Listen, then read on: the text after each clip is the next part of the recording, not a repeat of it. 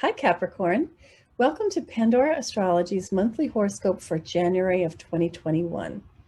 Capricorn, if this is your sun sign, then it's birthday time. And if this is your rising sign, then we're talking lots of first house transits for you.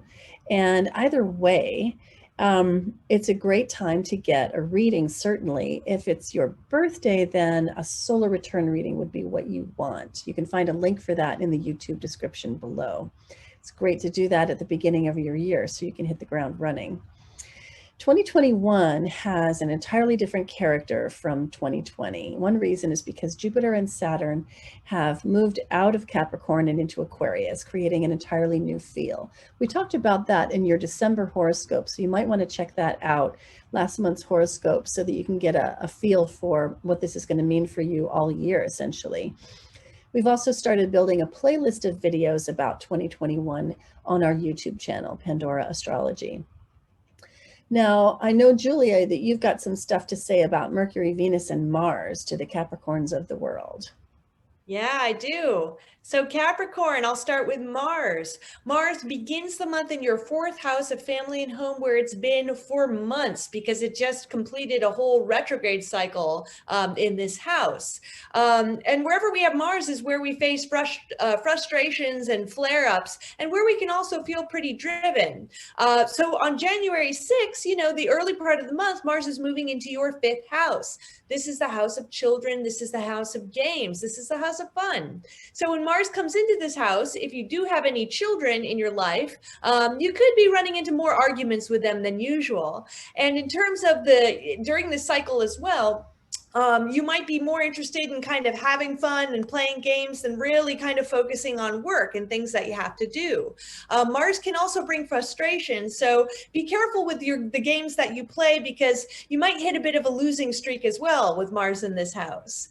The next planet I want to talk about is Mercury, and Mercury begins the month in your first house of self for about the first week this month. So Mercury, being the planet of communication and mentation, the first week of the month here, you're going to be very well spoken. You're going to be very articulate. This is a great time if you have to make a good first impression on someone, maybe at a job interview, or you have to give some kind of presentation at school, for example. But then on January 8th, Mercury moves into your second house of possessions and money.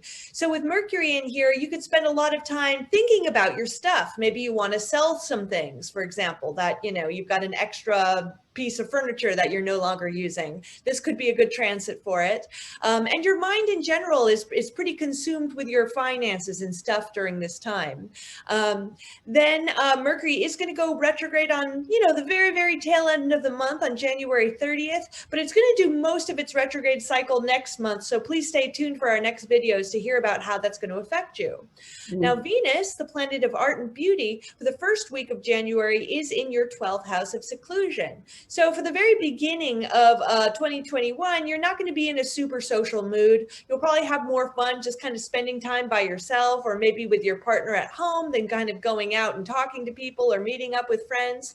But then Venus moves into your first house on January 8th. And this is a wonderful transit for doing anything which might beautify your appearance, because the first house is the house of self and Venus represents beauty. So, plan a haircut, get your teeth whitened, good period for shopping, finding a style that you really like as well. That sounds so nice. I just love when Venus moves into the first house. It's such a great time to go to your favorite department store and have those ladies at the cosmetics counter do their magic to you. So we've got a couple of things. One is, of course, Aquarius season is going to begin, and that happens on the 19th as the sun moves into Aquarius. And there's quite a pile of planets in Aquarius, which is your second house. That brings the spotlight of attention to your financial area, figuring out your money, figuring out your own life of the body, and maybe cooking up a storm. Who knows? Food is also a good topic for that. So then a little earlier in the month, we have the first of this month's moons, and this is a new moon in Capricorn, your sign, falling right here in your first house. New moons are really good times for new beginnings. This one has an ambitious feel because of the Capricorn placement, But also Pluto is nearby, and Pluto is, of course, the Phoenix, among other things. And so we've called this one Newborn Ambitions Phoenix Rising because of its qualities of death, but also rebirth. And so you might even feel like this moon is a time for you to rise from your own ashes, because Pluto has been hammering on you for years. It's been in Capricorn, traveling along, just transforming everything Capricorn, from authority to structures that we've built and rules that we've made. And like, oh my God, Pluto has been destroying a lot. So, you know, I think you're probably ready for a little rebirth. I think that's awful sweet. Okay, so then the other moon this month is happening on the 28th. That is a full moon in Leo, which is your 8th house. And that's a house of relationship, particularly a house of intimacy. It's also a house of sharing, whether that means physically, as in sexual, whether that means emotionally, as in intimacy, or whether that means financially. That's what this house is all about. Now, this moon we're calling Be Recognized for Your Generosity. And it includes a really lovely grand trine in fire with Juno and Chiron. And so this moon brings a lot of inspiration, and it might bring some lovely, what shall we say, like an experience of recognition for you in the intimate relationships that you've formed that have resulted in you, you know, being generous and sharing.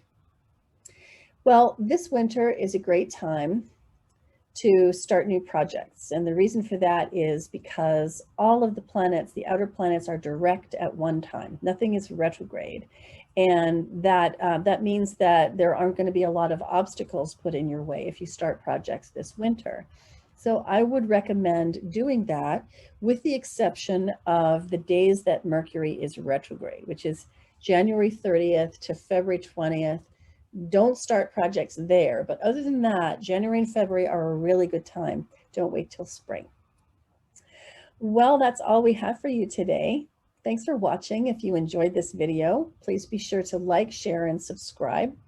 And also visit our website, pandoraastrology.com, where you can find your monthly horoscope there and the forecast as well.